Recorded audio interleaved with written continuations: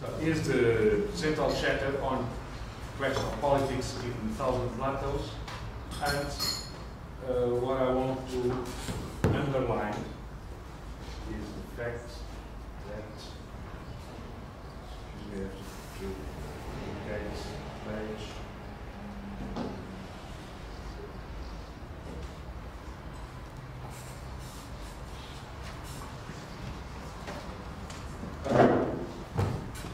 Use of the concept of assemblage, and is, for me, it's when Deleuze and Ranciere talk about the four great dangers in politics.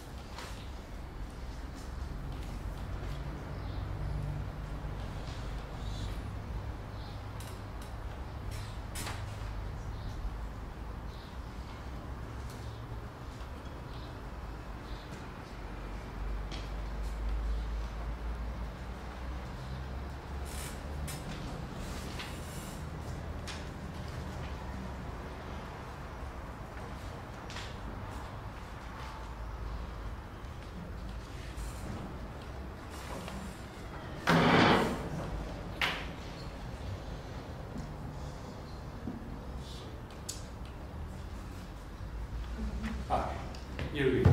Sorry.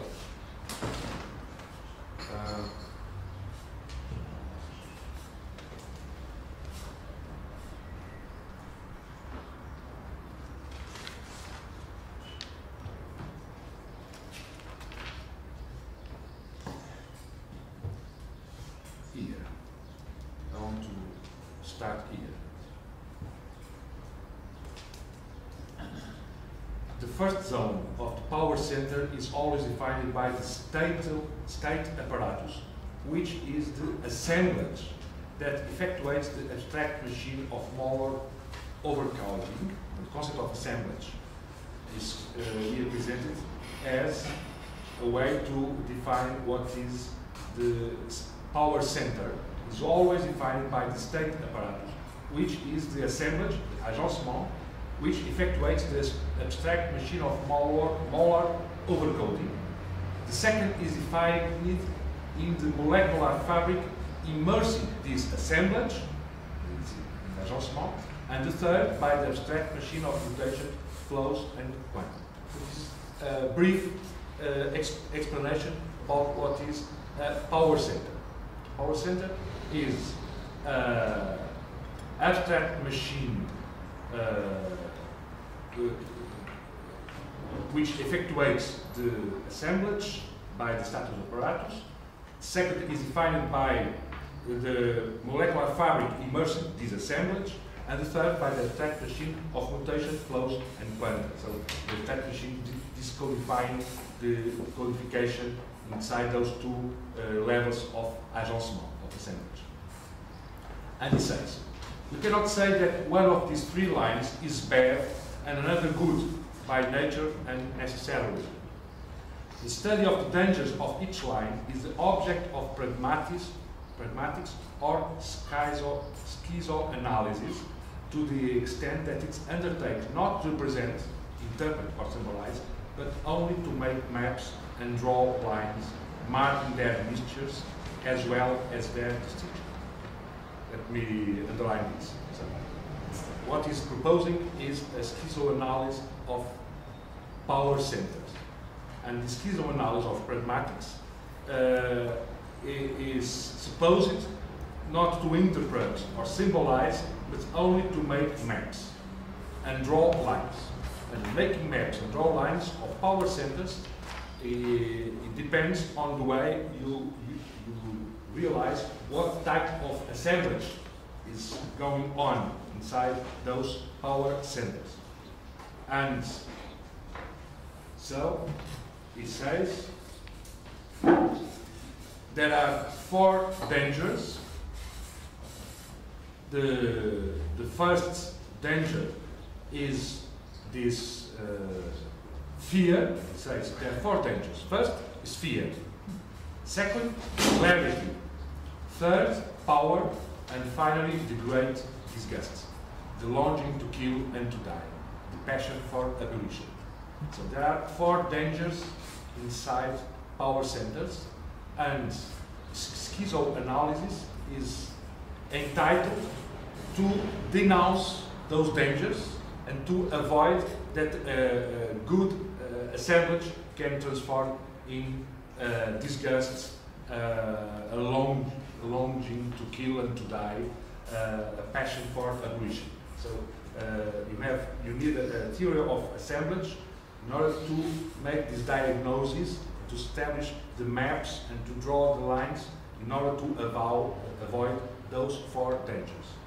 And for me, what is the most important, so the danger of fear, the danger of clarity. It's wonderful, this paragraph, the danger of clarity in politics, because, as he says, let me just read this passage. Microphysics of the migrant has replaced the microgeometry of the sedentary, but disciplines and clarity do not only present dangers, they are themselves a danger.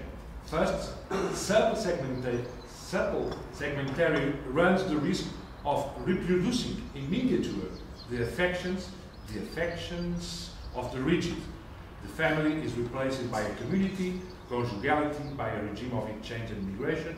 Worse, micro-adibuses crop up, microfascism lay down the law, and the mother feels obliged to titillate a child, the father becomes a mummy. So there's a danger in clarity to produce micro-adibus, to produce new kinds of microfascism. Let's pass to the third danger. Power is the third danger, because it is both lines simultaneously. It stretches from rigid segments with their overcoding and resonance to define segmentation with their diffusion and interaction, and back again. Every man of power jumps from one line to another, alternating between the petty and the lofty style. So the danger of he enters an assemblage of totalitarianism, assemblage of overcoding machine. And fourth danger, this is the most important, fourth danger, is the one that interests us most, because it concerns the light of flight themselves. We may well have presented these lines as a sort of mutation or creation drawn not only in the imagination, but also in the very fabric of social reality. We may well have attributed to them the movement of the arrow and the speed of an absolute, but it would be oversimplifying to believe that the only risk they fear and confront is allowing themselves to be recaptured in the end, letting themselves be salaried, tied up, be not neutralized. They themselves emanate a strange despair, like an odor of death and immolation, a state of war from which one returns broken. They have their own danger distinct from the own previously discussed. This is exactly what led Fitzgerald to say, I had a feeling that I was standing at twilight on a desert range with an empty rifle in my hands and the target down. No problem said, simply a silence with only the sound of my own breathing. My self-immolation was something seldom done. Why is the line of flight a war one risks coming back from defeated to destroy after having destroyed everything with one bullet? This precisely is the fourth danger. The light of flight crossing the wall, getting out of the black holes, but instead of connecting with other lines, and each time augmenting its valence, turning to destruction, abolition, pure and simple, the passion of abolition. So, what happens here is when the light of flight enters an assemblage where instead of connecting with other lines, is turning to destruction, abolition, pure and simple, the passion of abolition. Like last line of flight and the strange war in wages, like suicide, double suicide, a way how that turns the line of flight into a line of death. And he says, we are not invoking any kind of death drive. And as you know, this is very important, because in Coldness and Cruelty, all the book was built on the concept of death drive. Masochism is the original expression of death drive, and death drive was the main discovery of Freud in his book Beyond the Pleasure Principle. So there's the death drive who connect and disconnect the flight of desire, and the death drive can explain both masochism and sadism, and can explain perversion as this movement to self-destruction. And as you know, in Anti-Oedipus, Deleuze and Goethe says, we have to abandon the concept of death drive. It doesn't help to explain anything. And here he says, it's possible that some kind of assemblage, some kind of movement transform in self-destruction. And the self-destruction is not the expression of a death drive. There's no death drive. So what is abolition, pure and simple? What is the passion of abolition? Is a transformation of a certain assemblage who, instead of connect with other, turn into destruction. And what is very important in this chapter on micropolitics, politics is the way to draw maps of those kind of assemblages. Is to make a diagnosis of this kind of turning to destruction of certain movements. There's no universal movement to revolution. There's certain revolutions who turning bad, and the task of schizoanalysis is to draw the lines of this turning bad of revolution. Because the revolution is not a self-referential event. There's several kinds of revolution. There's revolutions who, instead of producing new possibilities of life, they produce destruction, the passion of abolition. That's why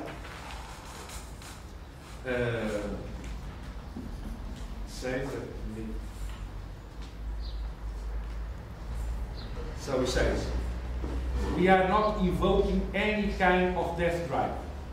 There are no internal drives in desire, only assemblages. This is the main statement. There are no internal drives in desire. So the desire is not univocable. The desire does not lead directly to more intensive possibilities of life. There's only agencement. There's only assemblage. Desire is always assembled. In French, it says, le désir est toujours agencé. Desire exists only inside assemblages, only inside agencement. Et il est ce que l'agencement le détermine à être. It is what the assemblage determines it to be. So, the assemblage is what determines the desire to be a connection with other desires and to produce new possibilities of life, new communities of desire, or the assemblage is what determines the desire to turn into destruction. So what we have to build is a theory of agencement, a theory of different assemblages, in order to distinguish and to trace and draw maps of assemblages to diagnose those who lead to destruction from those who lead to more intensive ways of life.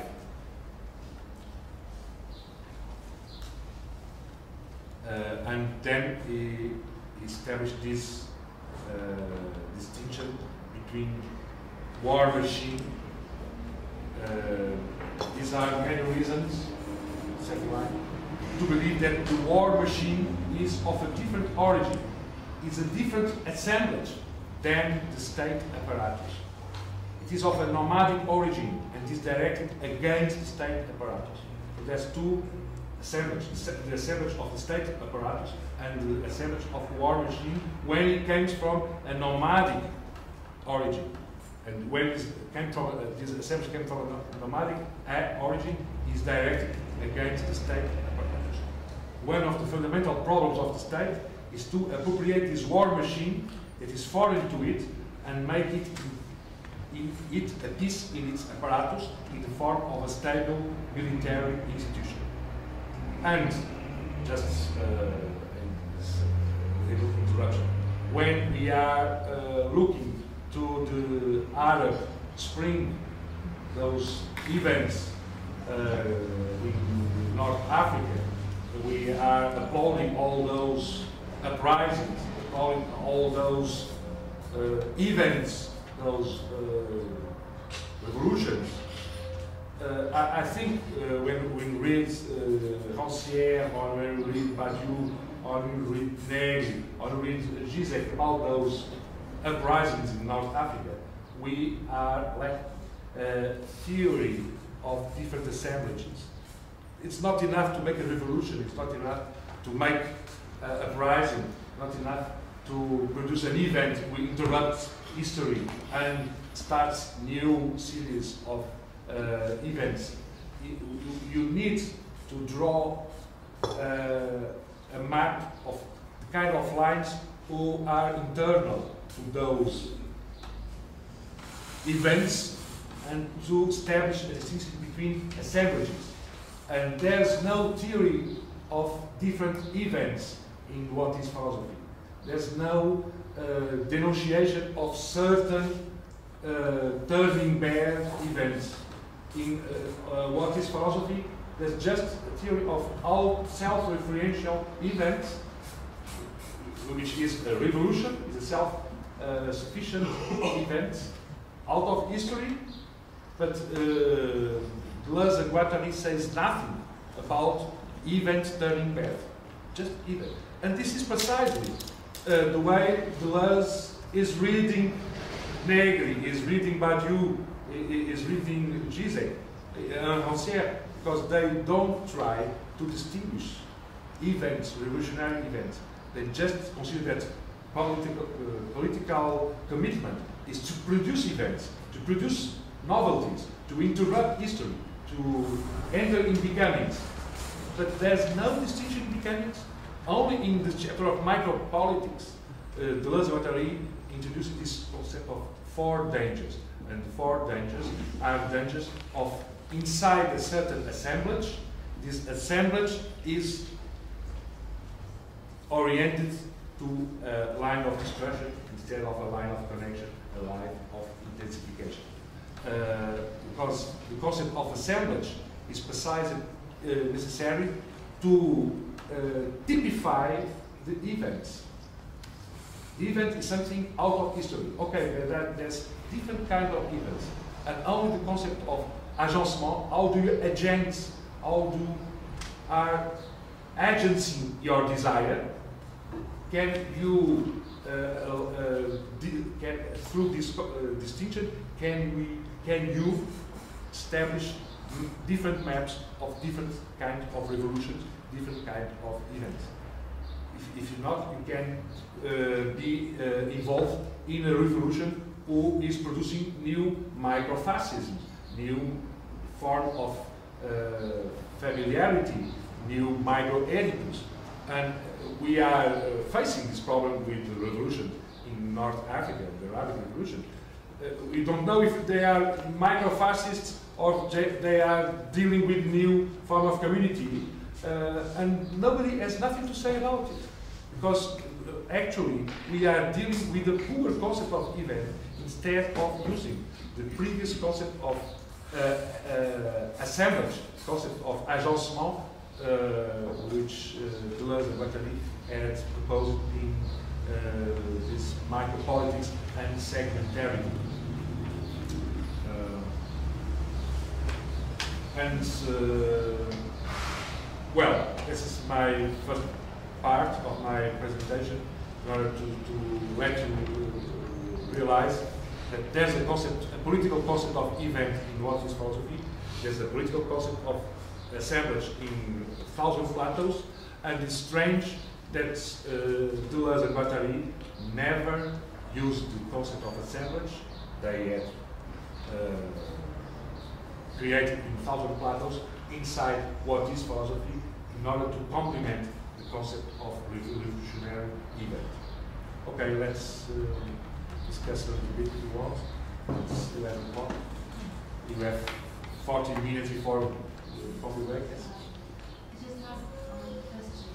How can we differentiate or find the relation between the concept of assemblages and the concept of probability? Deleuze doesn't like the concept of probabilities. It says in what is philosophy, this concept came from the opinion. Even in science, they are abandoning the concept of probability. But the concept of probability has a strong connection with all the metaphysics of modality in Deleuze. The concept of virtual, the concept of actual, and is amazing to discover that in what is philosophy, Deleuze is recovering the concept of virtuality, the concept of actuality, and for the second time, the first time was in his book on Leibniz, where he established this parallel between virtual and possible, actual and effective, the possible effectives, the virtual actualized. And for the first time in this book on Leibniz, he, instead of establishing an opposition between a theory of virtuality in front of a theory of possibility, as he proposed it in difference and repetition, for the first time he admits there are two kinds of modal metaphysics, metaphysics of virtual and metaphysics of possible. And the concept of event belongs to a metaphysics of virtual. Even here in what is philosophy, he is using the concept of virtual in order to classify the domain of the concept, the plane of immanence is virtual. But he is using in what is philosophy the concept of possible when he is talking about the art. The art is dealing with possible worlds, and the plane of composition is a plane of possible worlds, and the plane of immanence is a plane of virtual worlds. But both in virtual worlds and immanence, the possible worlds and composition, there's no place to probability.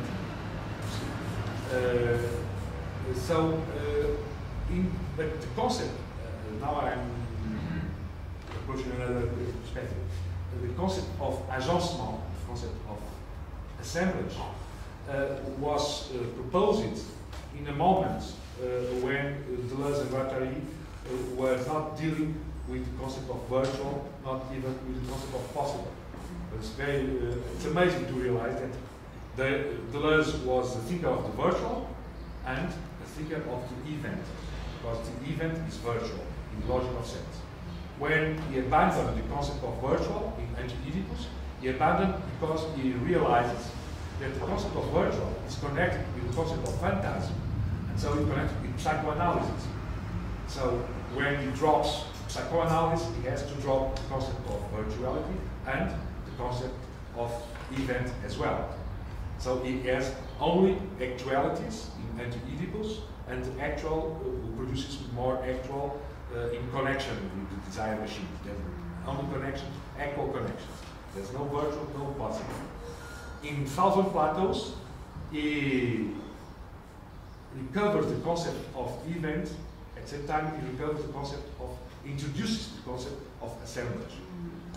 And the concept of assemblage is a way to think the actual without the concept of virtual or of possible, an actual which produces more actual, but this actual, the dynamic forces of the actual is all, they are dynamic, but as they are always inside the field of forces, they are always acting. There's no distinction between the virtual and the actual, the possible and the effective. And the concept of event is used in thousand Plateaus to establish the individuality of each assemblage, which is very strange. The singular essence of an assemblage is an event.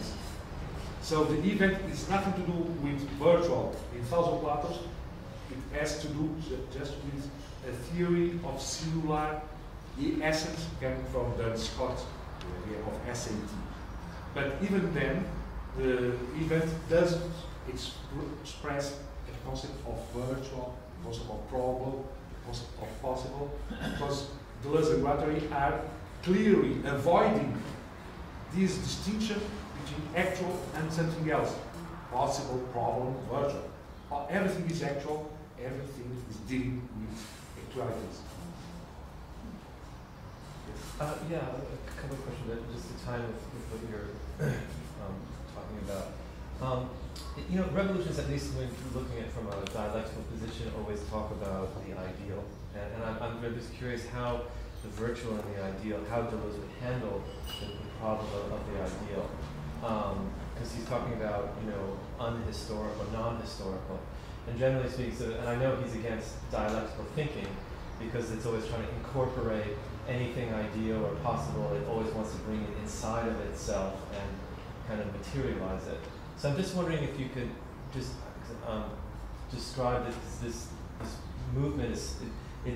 It's a revolutionary movement, but also it's anti-dialectical.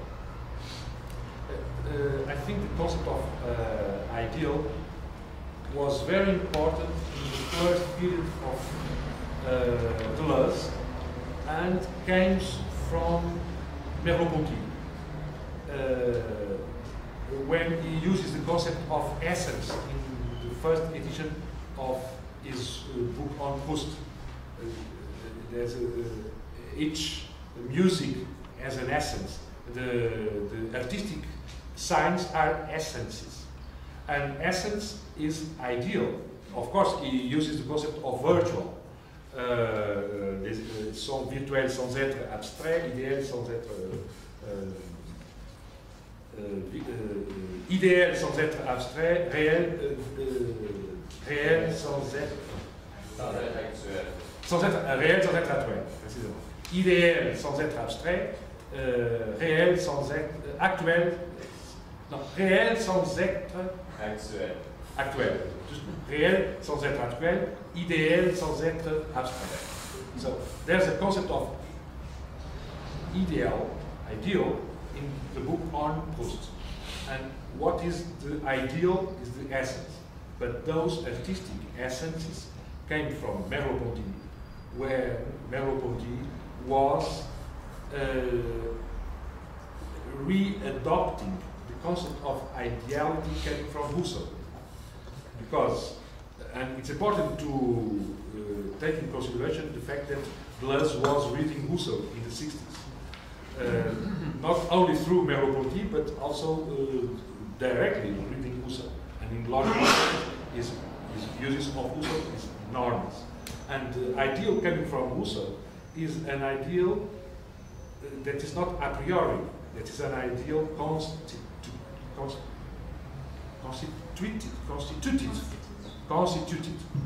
Each act of consciousness constitutes its correlate, ideal correlate.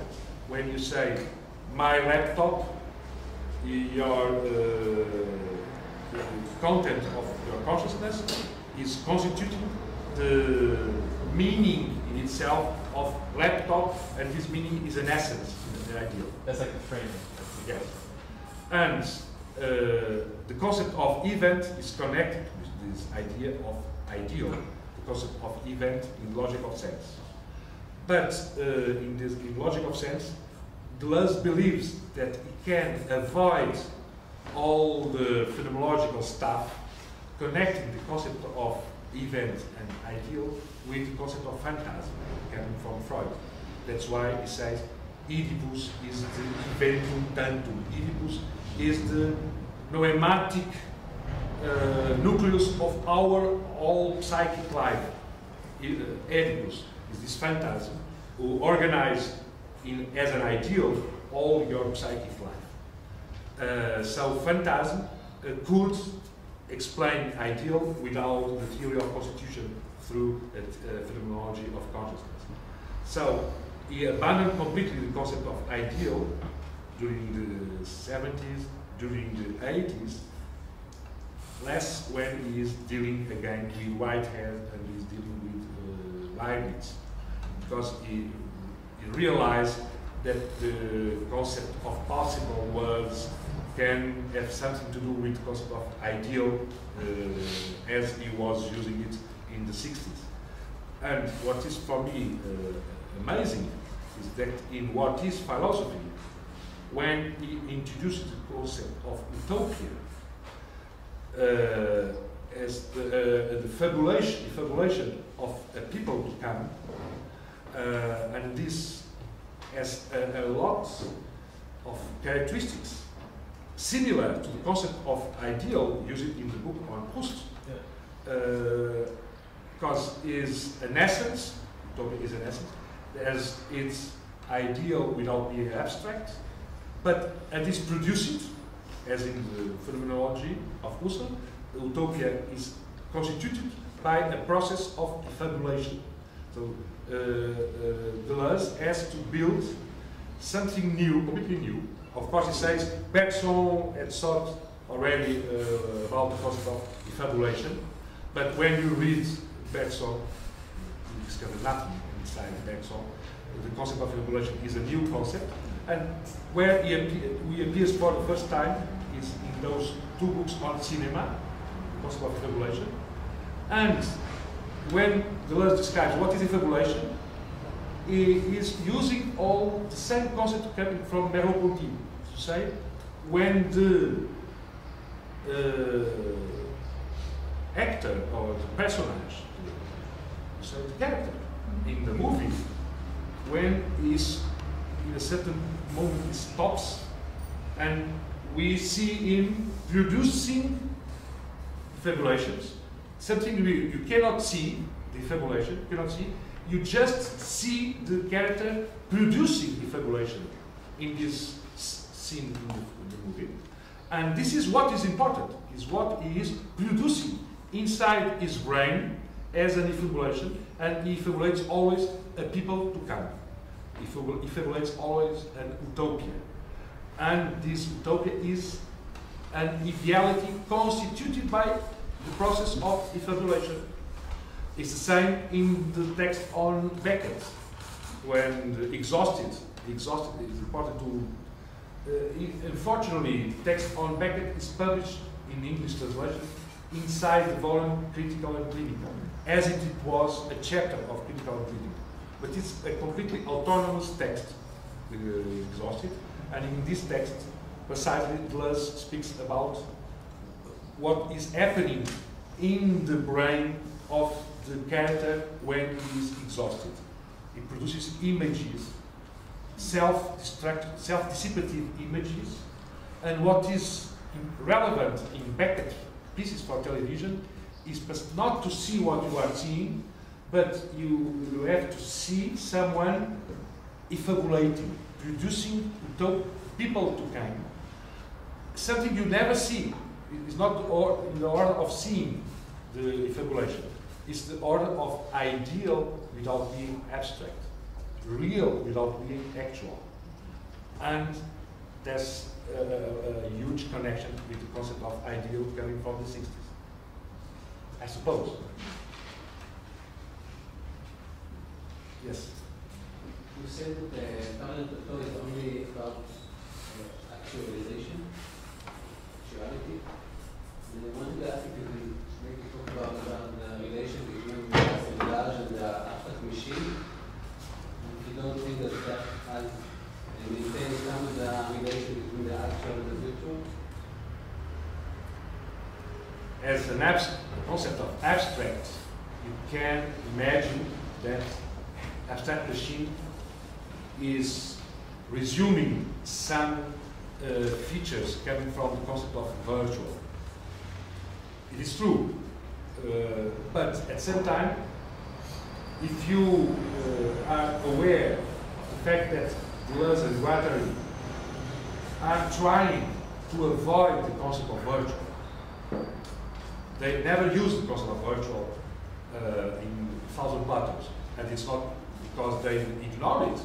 No, they are aware that it's an important concept, but they are not using it. Why? Because they are avoiding it. Why they need to avoid it? Because in that moment they believe that with the concept of virtual you have to buy all the metaphysics of incorporeality, all the theory of phantasm, all the Oedipus, and so on. So it's true that through the concept of abstract machine they seem to deal with something similar to virtual.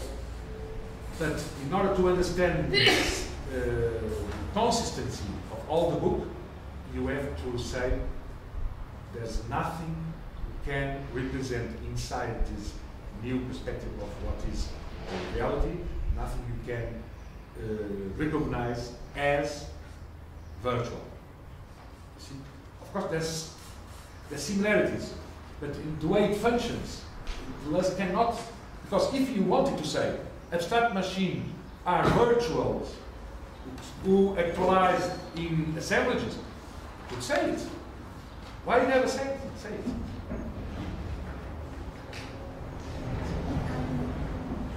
In this chapter, like politics and inherently, politics is to draw maps of these different kinds of assemblages that come together in what Ranciere or Zizek would take as a single event, right? And so they don't have that kind of differentiation and the potential dangers in that, right? So if politics is to draw maps, how can I understand that? This idea of drawing maps of these assemblages going on, yes. is that a practice of observation, description, how can I say this? Looking at these assemblages with the schema, that they're giving us, or is it the actual I shouldn't say, but the productive practice of mapping in the sense of already connecting, right? Is it sort of descriptive or productive? I should say. Experimental. Experimental. Yes, Yeah. I think it's both, and the fact that they are both is the distinctive character of the Deleuzian approach, comparing with Ranciere, because according to Ranciere, politics is nothing to do with knowledge about what is going on in the society. I understand. And according to Deleuze from Thousand Plateaus, not Deleuze from what is philosophy. Deleuze from Thousand Plateaus, politics has to do with knowledge, with drawing maps in order to differentiate different kinds of assemblages in order to avoid turning bad the event of evolution.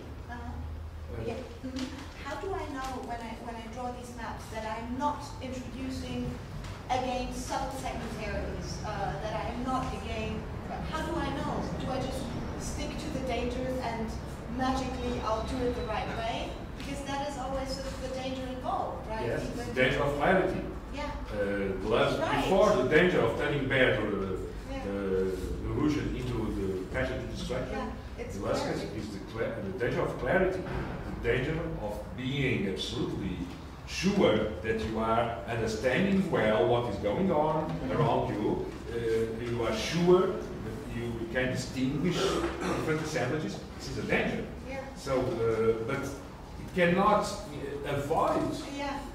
You can't avoid to make distinctions and to experiment assemblages, but never falling down in these monomaniacs who believe that they know everything about what is going on in the revolution and they can establish the good distinction. But there's always this other danger of clarity. But it's like almost oscillating between the two poles. Because that's why Deleuze and Guattari, they speak about four dangers. They are connected. The danger of fear, the danger of clarity, the danger of power, and the danger turning in destruction the assemblage desire. Yes?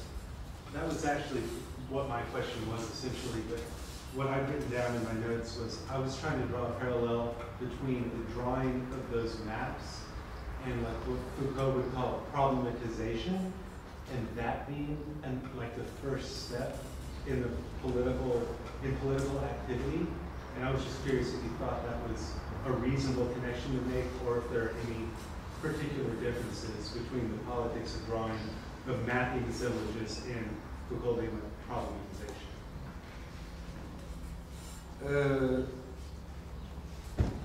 Deleuze quoted a lot this introduction Foucault wrote to the second volume of Eastern